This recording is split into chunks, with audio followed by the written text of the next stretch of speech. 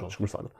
Və bu Ona görə səbəbdən deyilir ki, bəli, sözü kəsərəm Ayşən qardaş, yəni ona görə deyilir ki, həsəd Allahın qədərinə qarşı çıxmaqdır. bəli, bu baxımdan, məhz bu baxımdan da böyük günahdır.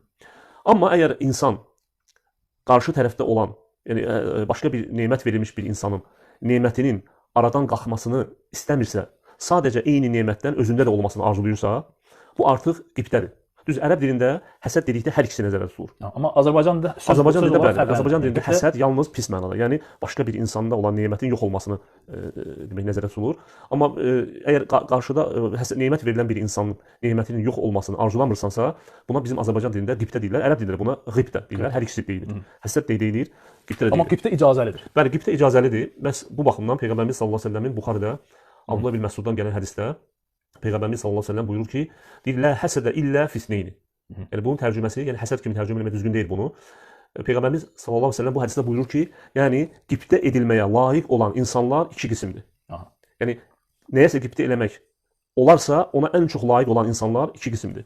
Və bunlardan da biri raculun atahullahu malan fasullita ala halakatihi fil haqqi. Yəni bunlardan biri o insan ki, Allah ona mal dövlət verib və o insan onu haqq yolunda xərcləyir.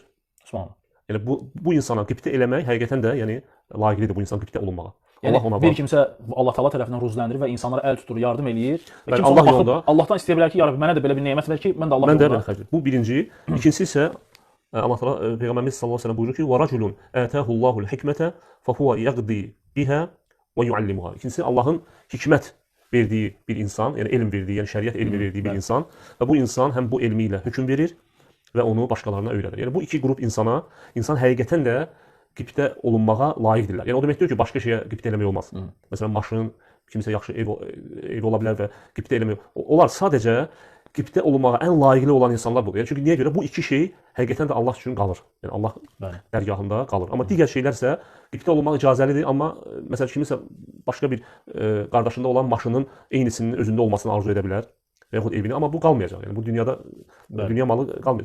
Amma bu iki şey isə həqiqətən də Allah qatında qaldığına görə Peyğəmbərimiz sallallahu əleyhi və səlləm hədisdə məhz bu iki şeyi qeyd edib ki, bu iki şeyə qibtə olunmağa layiqdirlər.